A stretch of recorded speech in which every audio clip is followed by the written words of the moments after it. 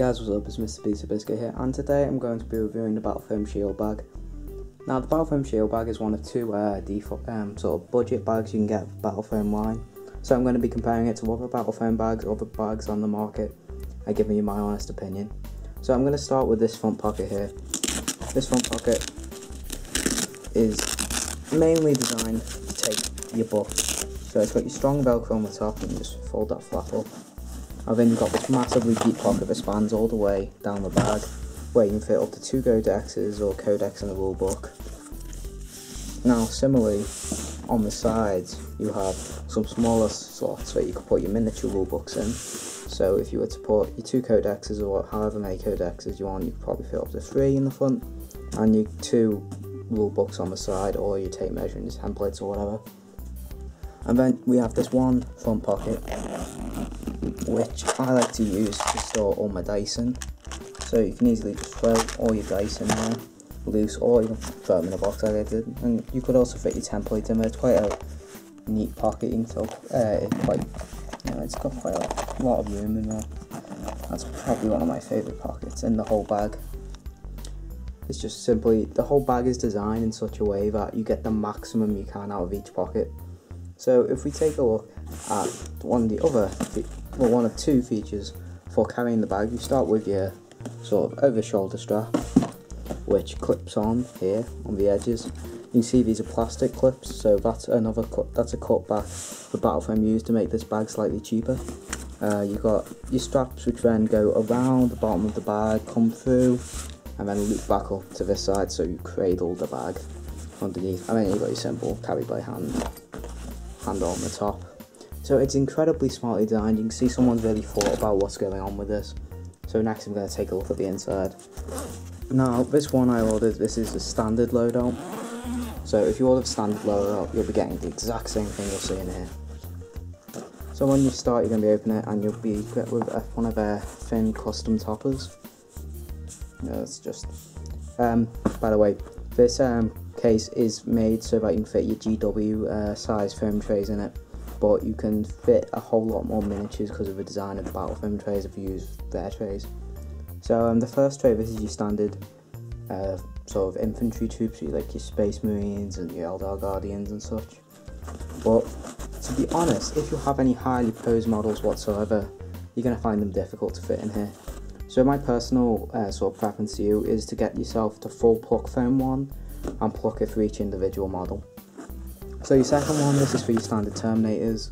So you can quite easily fit Terminators that have got blood claws or hammers in here, but your Grey Knight Terminators don't quite fit in because of the halberds. So and then again on the bottom we've got more banners. On pretty much each section you'll have these taller pockets which are people with banners or taller weapons. So so these two together, they have a height of a combined about 5-6 inches. Each one, as you can see, has got this darker foam on the bottom, which is much harder, almost sort of a plasticky foam sort of combination, which is really good because you can lift it up full of models and it won't fall through. I'll show you that with this tray on the bottom here when I fill this up. So this is the kind of plug foam you'll get from BattleFoam. It's lots of thin, tall columns that you can just pull out and make a tray that will fit, your army to its specific needs. As you can see, I've ripped out sections for halberds and hammers and just standard ones. The great thing about this tray is it's so deep you can fit pretty much anything in here you want, including massive vehicles. So this is about 5 inches tall in itself, so you've got like 10 inches worth of foam up here. So I'm going to fill this up and I'm going to show you how you can fit your models in and what I think of the foam altogether once we've put some models in, so I'll be back in a second. Right, so I'm back, and I just wanted to show you how the pluck foam can be so easily customised to fit your models in. So I've got myself the awkward Caldor Drago model. He's got loads of sticky, sort of like his sword sticks out, he's got this massive banner, and how by just plucking the simple sort of LB shape, I can just pull him out and put him right back in, and he's just got plenty of space, and if it wobbles around, he's absolutely fine. I've done a similar thing here with a guy with an awkwardly posed halberd. So this is kind of the shape you'll always get with someone like this, you get your L shape. And one thing I recommend to you is, if the halberd looks like it only needs up to this space. Always go one further, because if it gets stuck in the edge and you pull it up, it will break the halberd, because to be honest, these are quite brittle. And then just to show you what a larger model, you know how many you can fit in here, you could probably fit up to 5-6 dreadnoughts in here quite easily.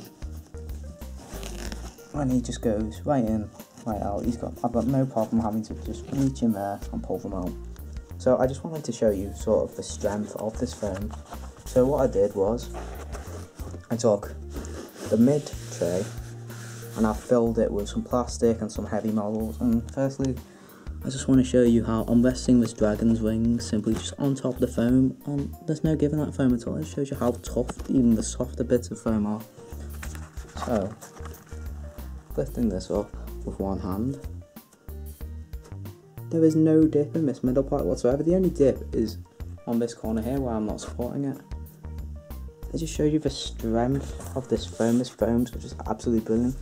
You got your soft top bit and your really strong bottom bit, so even with your metal models in here, it's going to be absolutely fine. Even if you're resting models on top, it's just so great at doing its job. BattleFoam have really worked out their formula, and I would be very confident to stick models in sort of haphazardly like I have done here and just throw them on top of each other.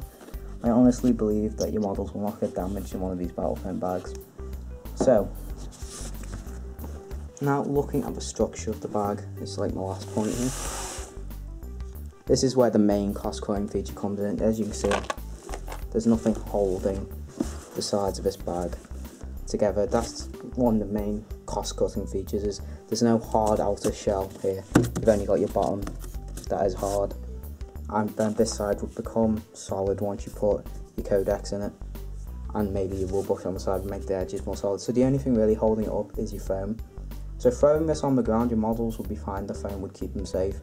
But if it wasn't absolutely packed, I don't think this is the strongest of cases. But you're not going to be putting your cases through hell. I think for just travelling, this is an absolutely great bag for the price. So that's my honest opinion. I think this is an absolutely awesome product.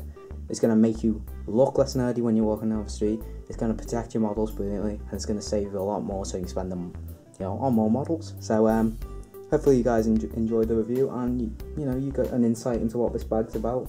And if you're wondering about buying one, hopefully I've convinced you either for or against, depending on what you're looking for.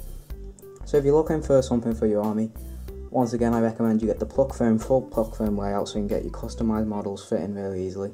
So thank you guys for watching. I'll see you again next time.